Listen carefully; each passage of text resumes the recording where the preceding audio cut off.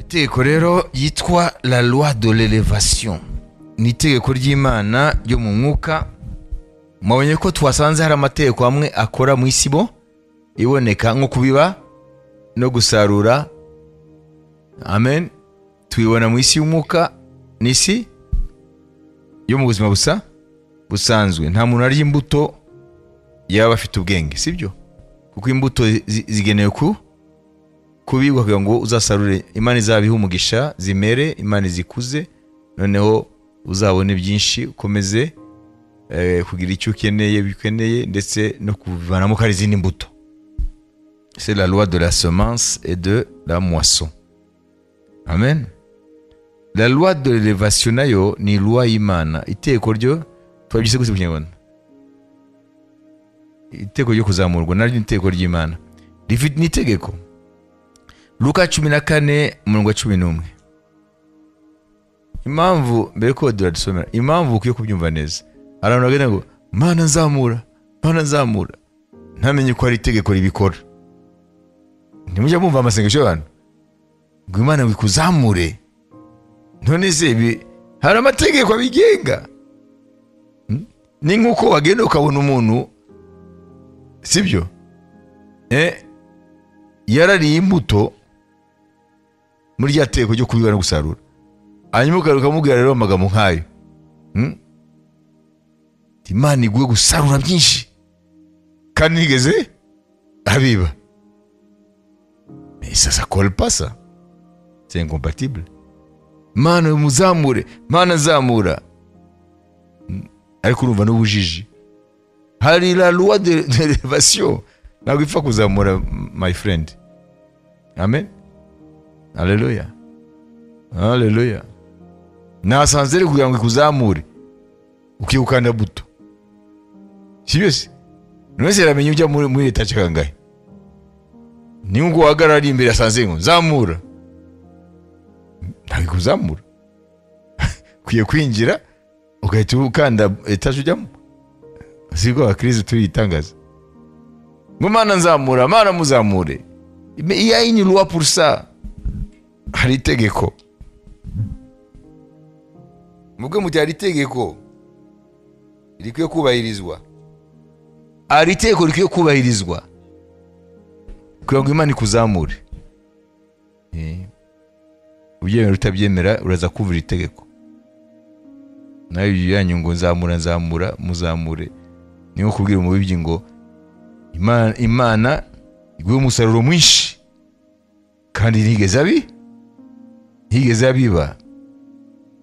Ibo babyita mu Kinyarwanda guca imigani ku manywa y'ihangu. Abakristo baca imigani ku manywa y'ihangu. Watsomere. Kuko umuntu wese wishyira hejuru azacishwa bugufi, kandi uwicisha bugufi azashyirwa hejuru. Amen. Kugira ngo Imana ikuzamure habanza iki? Kwicisha bugufi. Ça fait partie de la loi de l'élévation. Imana ntabwo yashira hejuru abirasira bibaho. Imana ira mu mutima wawe. Nimba ari mu bwibone, ntabwo Imana izagushira hejuru. Nibishoboka. Kandi ntabwo birangiye. Amen. Car quiconque s'élèvera sera abaissé. Uzizamura ubwe azagira gute? Et quiconque s'abaissera sera élevé. Somali. Kuko umuntu wese wishyira hejuru azacishwa bugufi, kandi uwicisha bugufi azashyirwa hejuru. Amen. Iri ni itegeko spirituel. Kandi nurebe mu mateka y'isi uzabimenya. Uzabona abantu bagiye bishyira hejuru, atemana bashize hejuru, bakagera ku bushorishori. Nyuma y'igihe runaka ukabashaka ku bushorishori ukababura. Bwarabamize se? Ni itegeko ry'Imana rigenga izamurwa. Na nibyo Petero avuga, Petero wa mbere 5:6. Ntabwo ari kugenda uvuga ngo ndishije bugufi. Bikwiye kuba mu mutima. Nuko mwicishe bugufi muri munsi y'ukuboko gukomeye kw'Imana, kugira ngo bashyire hejuru mu gihe gikwiriye. Amen. Iri tegeko ryo gushyirwa hejuru ryo kuzamurwa nako batubwiye ko umuntu azamurwa bigenze gute? Munsi y'iki? Munsi yo gukomeye kw'Imana. Humiliez-vous donc sous la puissante main de Dieu afin qu'il vous élève au temps convenable. Kumbe rero iyo duciye bugufi imitima yacu mu buzima bwacu, munsi yo kw'Imana gukomeye bivuga iki sibyo? Kuko urambaza ngo ese kuri he ngo nce bugufi? Murabyumva? La puissante main de Dieu. Ni ukuvuga ngo mu mutima wawe ukwiye kuba mu buzima wumva ko hejuru yawe na hejuru ya buri cyose na hejuru y'abantu bose, haleluya, amen, hari Imana y'icyubahiro. Amen. Voyez, c'est reconnaître la souveraineté de Dieu. Nukumenya ngo hejuru yanjye, hejuru ya byose, hejuru ya bose hari Imana ikomeye.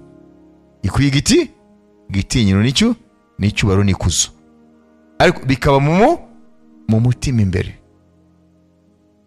Nugendana iyo humilité ngo mu gihe gikwiriye kizwi nayo iza gushira hejuru. Ese mwabyumvise ibyo? Ntabwo ari humilité charnelle, kuko abantu bagira une fausse humilité. Fausse humilité burya ari cyo kwicisha bugufi k'uburyarya, ntabwo ari ibyo. Ni imbere mu mutima. Tu reconnais la souveraineté de Dieu au-dessus de tous et de tout. Kagendana icyo gitinyiro cy'Imana ngo Imana iza gushira hejuru mu gihe gikwiriye. Ese benshi barabifite? Benshi imitima yabo ntabwo bumva ko bari soumis à l'autorité de Dieu. Yirondora imitima nimenya imitima iciye bugufi imbere ya l'autorité de Dieu. Manishi. Murumva la loi de l'élévation? Reka dufate urugero rwa mbere. Muntu nyumva. Mbere na mbere ni itegeko ryo gucishwa bugufi. Ko nimba ari itegeko ryo kuzamurwa, hariho ni cyo bugufi. Ndego twumvize ko hari itegeko ry'ubugome rikorera muri Satani. Hari itegeko ry'urukundo rikorera muri Kristo. Nkuko hariho matière na anti-matière. Iby'Imana yaremye mu isanzure nature biratwigisha ibyo mu mwuka. Hariho matière na anti-matière. Sinabisobanura se? Nimba hariho electron, hariho anti-electron yitwa positron. Nimba hariho electron, hariho anti muri wowe harimo za electron, sibyo? Hano hariho ama electron. Nimba hariho electron, hariho anti-electron yitwa positron. Electron iri electron, sibyo? Ifite charge négative, electron. Opposite yayo ni charge positive. Wabibise? Electron iri charge négativement. Okay? Niyo mpamvu mu mutima wa atome bayikurura. Proton ifite charge positive. Igatikurura electron ifite charge négative. Niyo mpamvu wowe Celestin uhagarara ugataye wawe ukagaruka. Nukubera ko muri wowe proton zikurimo zakuruye electron. Niyo mpamvu wowe ugenda gukina umutwe uraho. Hanyuma rero mu by'Imana yaremye hari ikintu gifite opposite yacu. Electron iyo uhuye na enemy wayo yitwa positron. Wanyibise? Birahoberana ngo hobe. Il s'annihile. Bigira gute? S'annihile. Byombi birabura. Rero hariho matière na anti-matière. Nimba hariho François na anti-François. Iyo duhuriye mu mugi ntago duhora ngo hobe bizu ibiza nuko tutahura. Wabise ça c'est la physique. Ntabwo twe turahimba ibintu.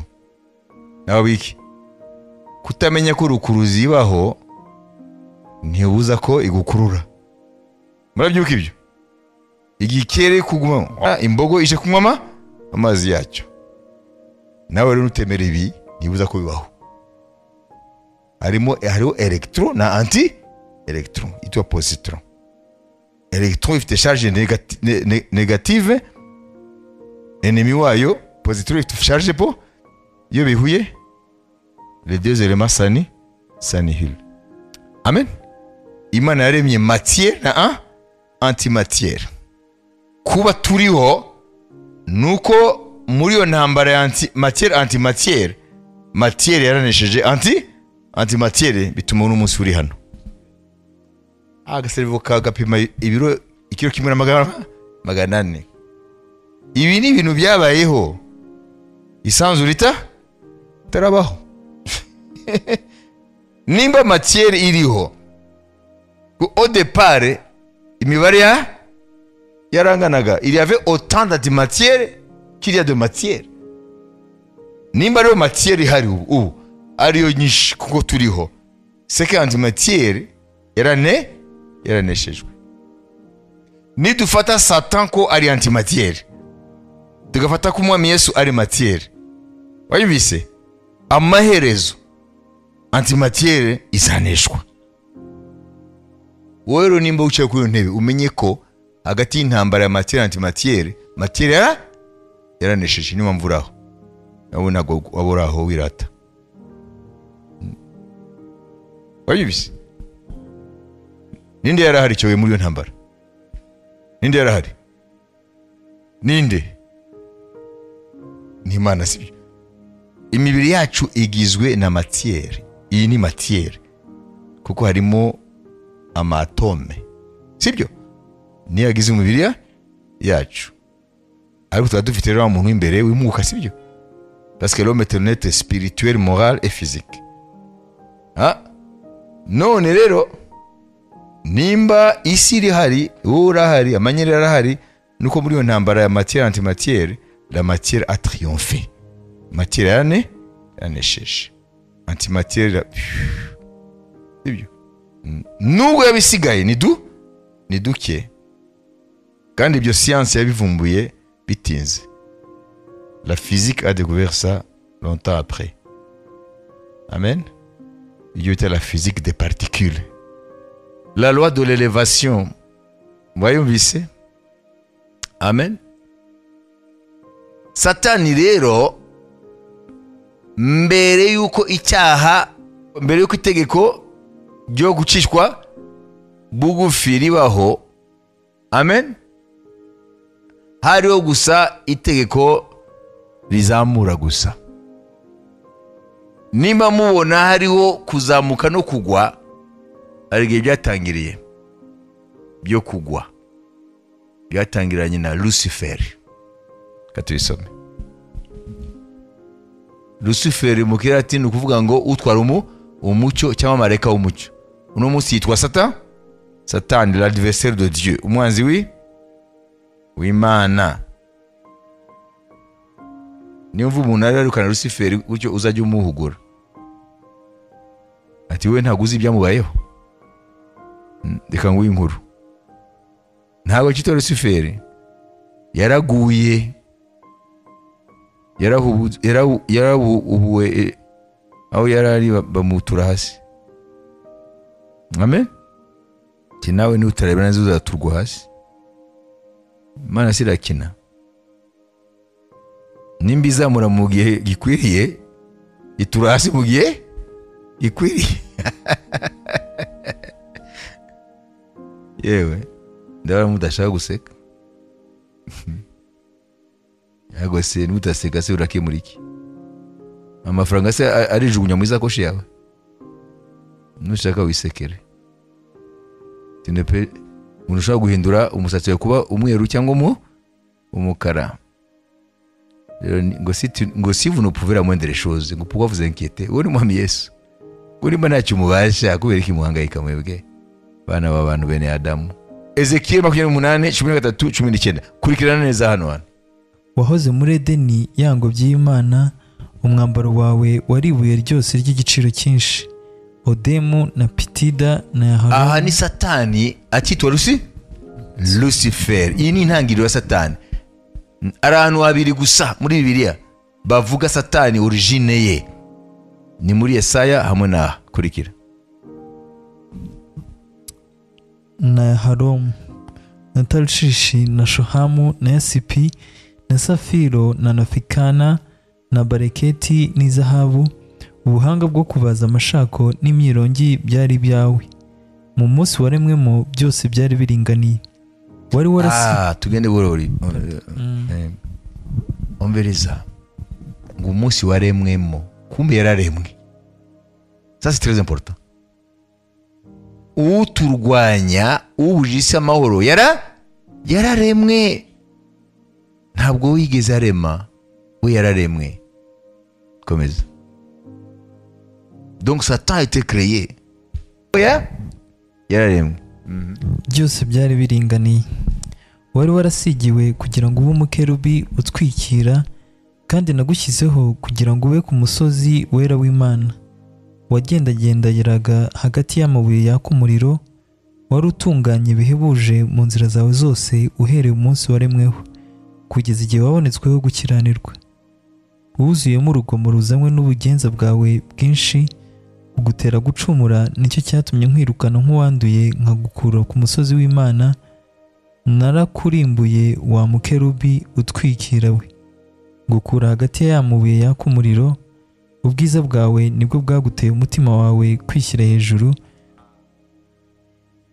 Juru atari Imana imushije juru azacigwa. Murumva ko byabaye twe tutaranaremwa. Iki byabaye igihe byaberaga na cosmos yari itarabaho. Nta atome ya mbere yari itarabaho. Wayibise? C'est dans un passé mystérieux. Nta n'umuteologien n'umwe yakubwira ngo ashobora gupima kujya gushakisha kumenya igihe byabereyeho. Non. Le temps n'était pas encore créé. N'ibihe byari bitararemwa. N'icyitwa igihe cyari kitararemwa. L'espace-temps n'était pas encore là. C'est dans un passé mystérieux. Nimba twakwita passé, ko na passé ntihari bwabeho. Abibise muri bihe byabereye nta kimwe cyari bwaremwe hano. Imana yamaze kurema gusa le monde angélique, abamarayika. Imana yamaze kurema isi y'abamarayika, nta kindi yari bwareme. Amen. Mwumvise mbere uko yarameze, yarafite ubwiza, mais il était beau. Vous savez, Lucifer était très beau. C'était sublime. Bwari ubwiza buhebuje. Vuga mufite ubwiza mwebwe. Cyo gataracumura, yafite ubwiza buhebuje. Dieu avait mis tout le paquet pour lui donner la beauté. Kandi birumvikana kuko yayoboraga louange n'adoration. Ntabwo yari kure ya presence y'Imana, yafite ubwiza buhebuje. Komeza. Kubengerana kwawe niko kononye ubwenge bwawe. Muzajye mwitonda. Kubengerana muzajye mwitondera. Ngo afite ubwiza. Komeza. N'umutego. Nakujugunye hasi ngutangariza imbere y'abami. Nakujugunye hasi. Nuvuga ngo yacishijwe bugufi. Ava mu rwego yariho rw'umukerubi w'ubwiza, acishwa bugufi, noneho ahinduka ikivume, ariwe Satan, l'adversaire de Dieu, umwanzi w'Imana. Ngutangariza imbere y'abami kugira ngo bakwitegereze. Ububi bwawe bwinshi no gukiranirwa kuva mu bugenza bwawe. Yesu bamaze kumwitegereza. Ko ntibaramubona, ntabwo baramwitegereza. bazamwitegereza neza, bazamwitegereza igihe twarize hano le sort de Satan, twarize hano y'ama etape atatu ya jugement. Bazamwitegereza kuri etape ya kabiri, niba mushyira muri gereza, kuko azasanga abantu dans le séjour de mort, muri transition, kuko hariya bazamubona. Ayibise abaza bari kuzimu bazamubona ati ni wowe, bazatangara. Hanyuma rero mu rutazima etape finale yo bazabatwibanire ibihe bidashira, bamwitegereza n'abitegereza, kuko niyo nyirabayazana yo kuba bari mu muriro, niyo nyirabayazana. Imana yavuga ngo bazagutangarira ati ni wowe watumye tugera hose. Tangaza. Imana izagufashe ntuzabibona. Gutangariza imbere y'abami kugira ngo bakwitegereze. Ububi bwawe bwinshi no gukiranirwa kuva mu bugenza bwawe byatumye wanduza ubuturo bwawe bwera, nicyo cyanteye gukongeza umuriro ukuvuyemo uragukongora, maze nguhindurira ivu imbere y'abakureba bose. Abakunzi bose bo mu mahanga bazagutangarira wahindutse igishishana, kandi ntabwo uzongera kubaho ukundi.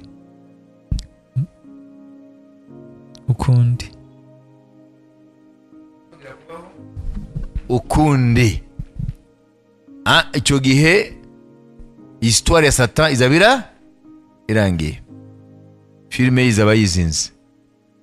Amen. Reka turebe noneho, mbere ko turangiza, abantu babiri batubera urugero bakorewemo n'itegeko ry'iki ryo kuzamura, la loi de l'élévation. Uwa mbere ni Yosuwa, uwa kabiri ni Dawidi. Ariko mwumvise ingaruka zo kutumvira iryo tegeko ryatumye Satani atakaza ubwiza bwe n'urwego yarimo, ahinduka ikivume, kandi akaba afite iherezo ribi ridasubirwaho. Amen. Dusome Yosuwa 3:7.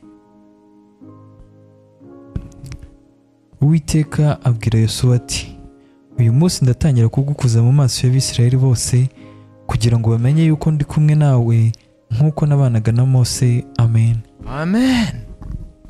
Amen. Uyu munsi ndatangira kugukuza. Ndatangira kugukuza. Niba ko Imana ikuza se? None se mbere yuko Imana ikuza Yosuwa yari iki?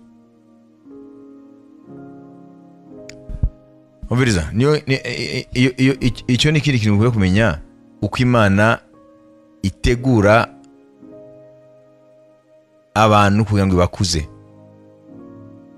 Dieu prépare l'élévation de celui qu'il veut élever dans le secret.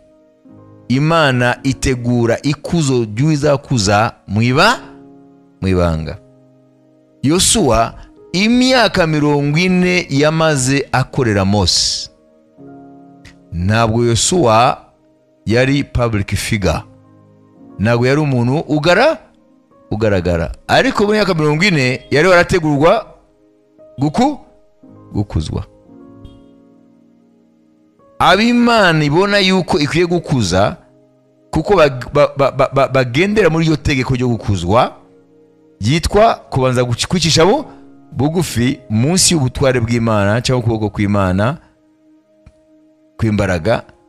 Imana ibategura mu misho. Mubibonera hehe? Mubibonera kuri Dawidi. Mbere yuko Dawidi yatangiye gukuzwa ryari?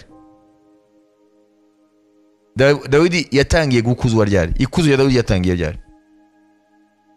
Mubibaza ko yatangiye ryari? Igihe cya Goliyati. niwe atangiye kuba icyamamare. Ariko se yavumbutse gusa yisha Goliyati?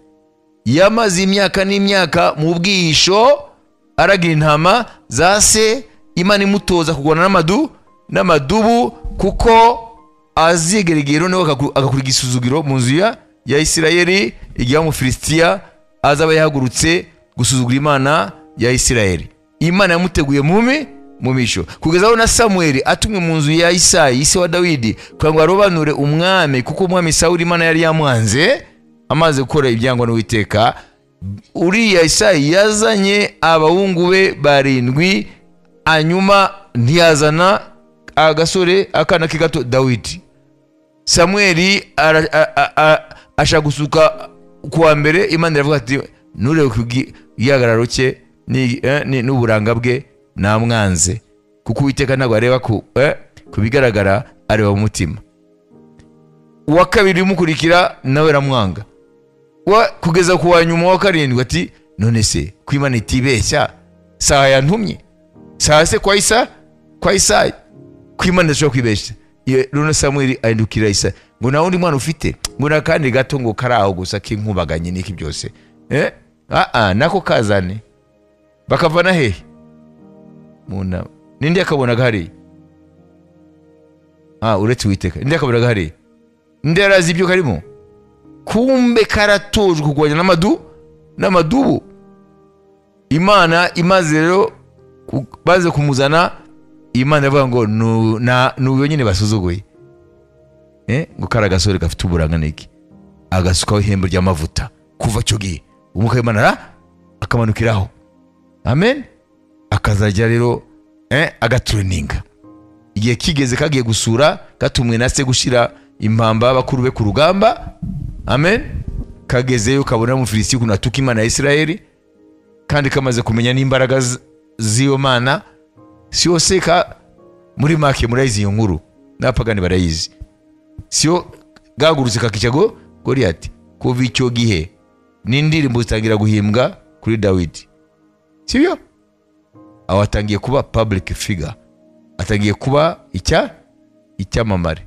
Ariko yateguwe he? mu bwihisho. Nawe nushaka ko izamurwa ryawe riva ku Mana, va muri iyo bintu bishashagirana, izamurwa, amen, y'Imana uizazamura imutegura dans le secret, kure amaso y'abantu. Tubona kuri Yosuwa, tubona kuri Dawidi. Ese mwabyumvise? Amen. Kubera iki? Kuko bibera imbere mu mitima abantu batabona. Kuko ariya niho umuntu agenda aca bugufi imbere y'Imana ikabibona, hanyuma mu gihe gikuri kamuzamura. Ariko ni bakeya ko twe tukunda ibyo abantu babona, badushime ngo turakome turahambaye turi nibi. Iyi ni loi de l'élévation ikorera muri Kristo Yesu, ngo ni wizamura wowe cyangwa isi kaguzamura uzacishwa bugufi. Ariko nicisha bugufi munsi y'ukuboko gukomeye kw'Imana, iza kuzamura mu gihe gikwiriye, apana mu gihe wowe ushaka, igihe gikwiriye. Niyimenya ko hageze ko mutwikurura, ngerekana ko nagukunze kandi ko nakwemeye. Byatunaniye twe kwizamura, dushaka ko abantu tuzamura. Zaburi ya 75 murongo wa 6 iri ahantu mwakurikire neza. Zaburi ya 75 umurongo wa 6. Ntimugashyire hejuru cyane amahembe yanyu, ntimukavuga iby'agasuzuguro mugamitse ijosi, kuko agakiza kadaturuka iburasirazuba cyangwa iburengerazuba. Badira uramvangiye ntabwo ari wowe icyo Kinyarwanda. Umviriza tuse muri Kinyarwanda cyacu, umviriza.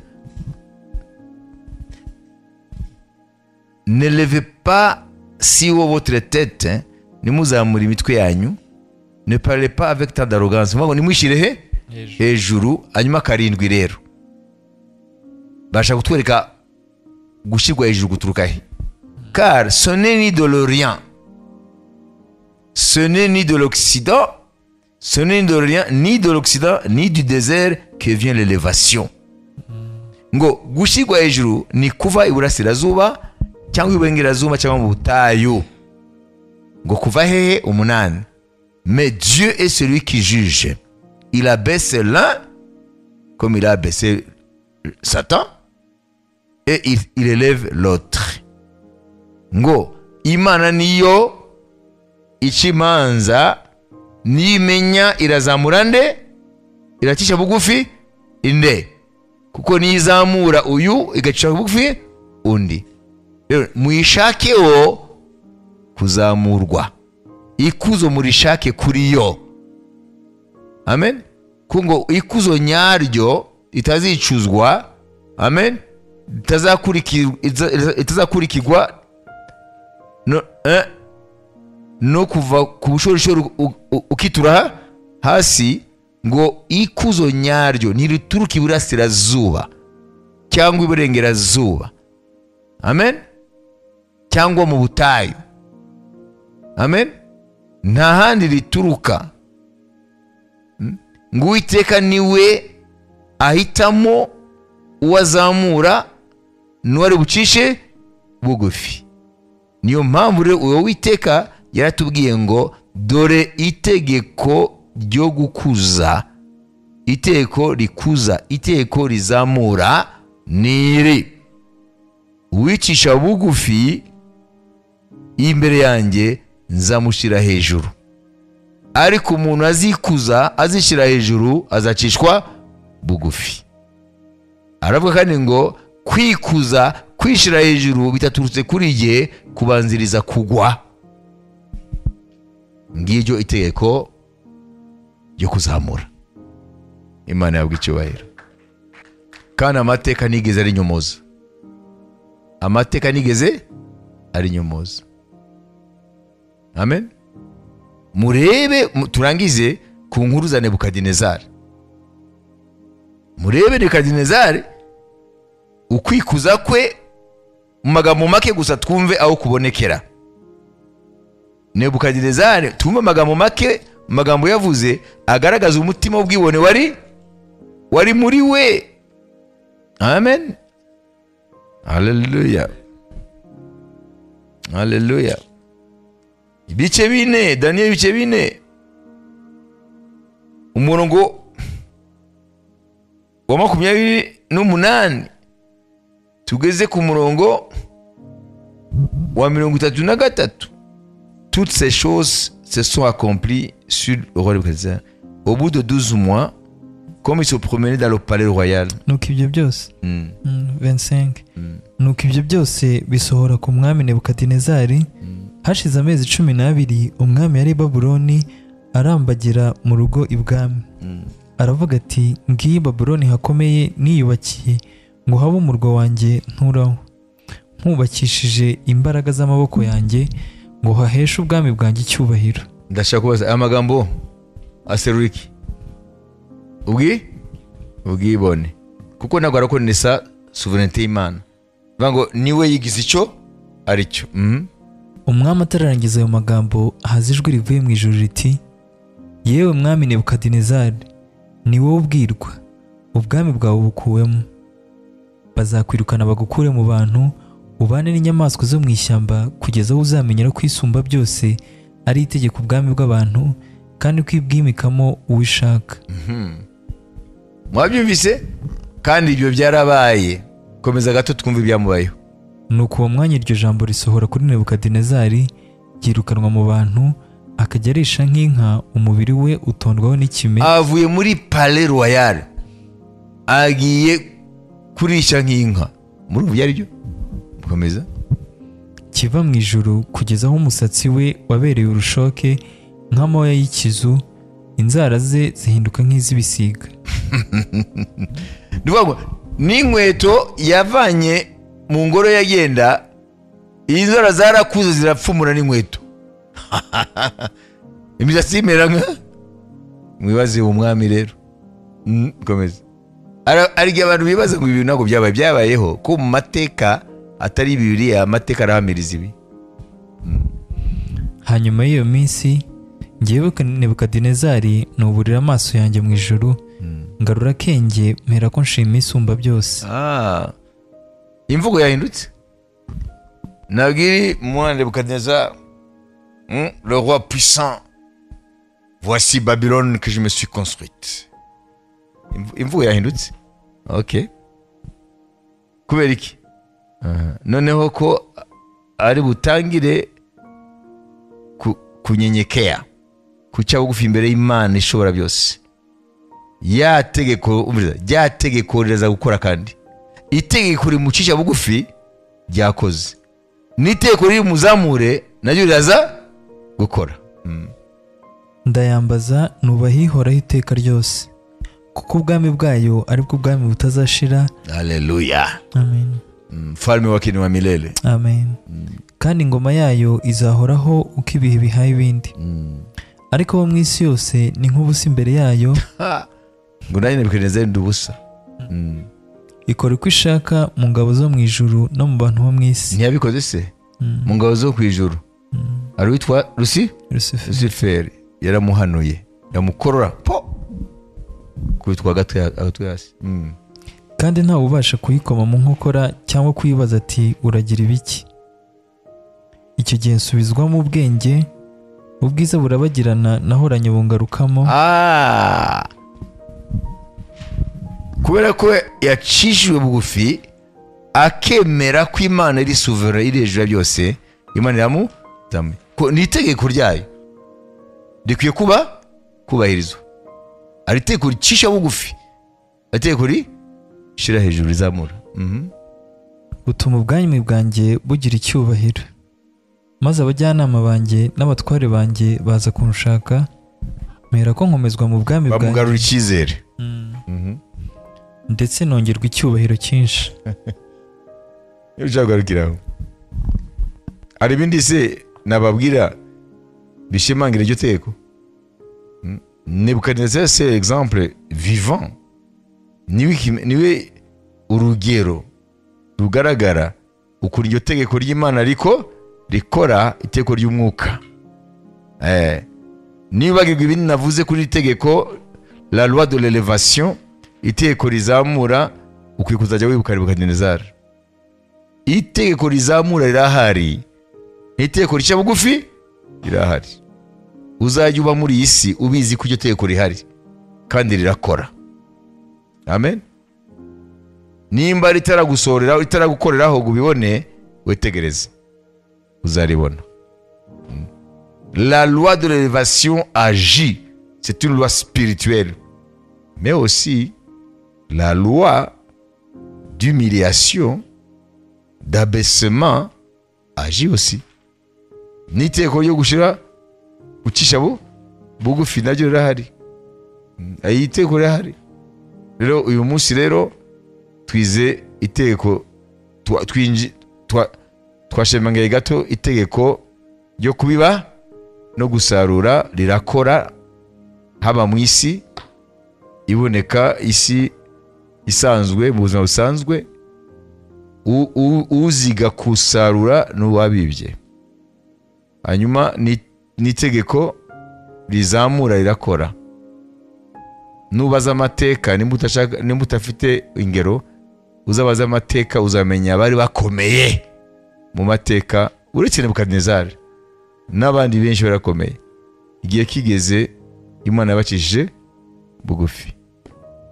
Abibise n'abandi bagiye baca bugufi munsi y'ukuboko kw'Imana gukomeye.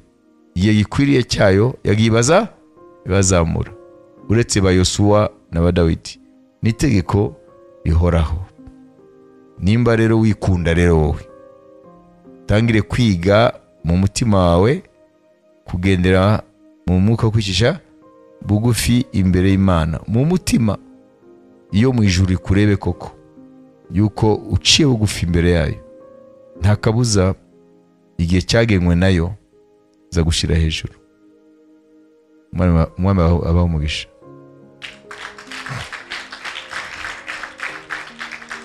Amen. L'humilité précède la gloire. Kwicisha bugufi kubanziriza gushyirwa hejuru. mais l'orgueil précède la chute.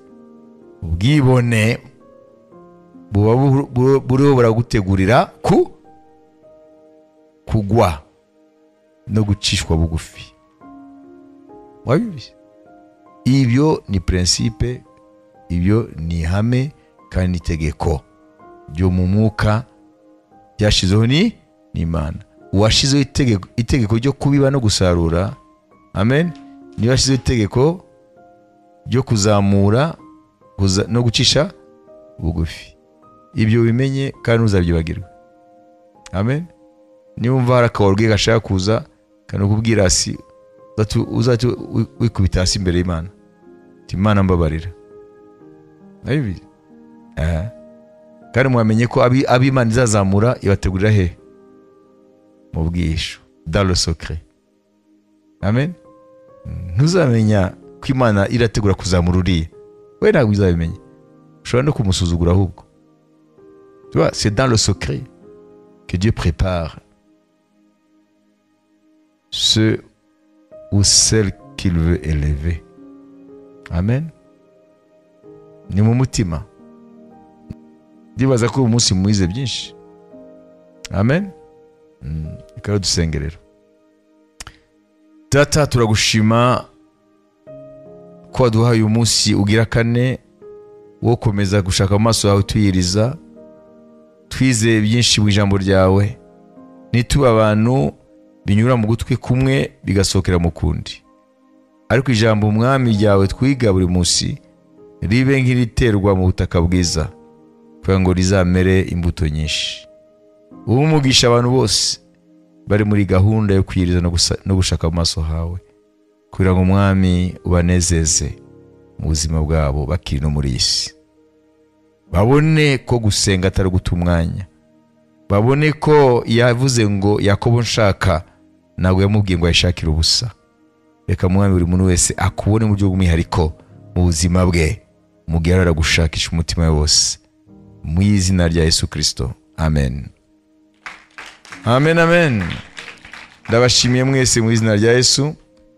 Mukomeze urugamba, ntimucike intege. Ntuzemere dayimoni wikongorere ngo urate umwanya, ntuzabyemere.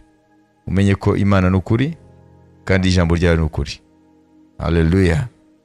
Ndabifurije rero kurangiza umugoroba mu migisha y'Imana, muri presence y'Imana, no kugira ijoro ryiza. Nimba Imana itavuze muri iri joro, songera duhure hano saa 3 dusoza inyigisho za nyuma zijyanye n'icyumweru ngaruka kwezi cyo mu kwezi kwa 11. Ubuntu bw'umwami wacu Yesu Kristo n'urukundo rw'Imana no gusabana n'Umwuka Wera biyanze twese. Amen.